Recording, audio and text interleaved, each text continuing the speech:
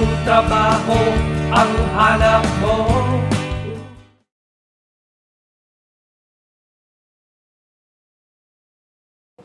taus-pusong pagbati at pagpupugay sa ating mga kasamahan sa DCXL 558 Radyo Trabaho sa 5 taon na walang sawa at tuloy-tuloy na paghahatid ng dekalidad, napapanahon, napapakinabangan at makabuluhang informasyon para sa mga manggagawa at namumuhunan.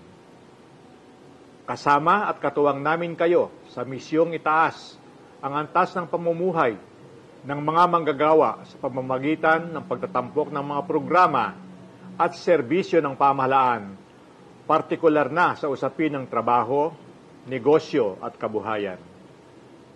Sa ngalan ng Department of Labor and Employment, nais kong papurihan at pasalamatan ang iba't ibang programa ng DCXL na nakatuon hindi lamang sa mga pangangailangan ng mga manggagawa, kung hindi pati na rin sa mga isyu ng mga namumuhunan dito sa bansa at sa bawat Pilipino. Sa tulong ng ating mga partners sa media, mas mapapalakas at napapabuti ng kagawaran ang layuning makapagbigay ng buo, disente at produktibong trabaho at oportunidad para sa lahat. Samahan ninyo kami na mapagtagumpayan ang layuning ito. Muli, isang maligayang anibersaryo.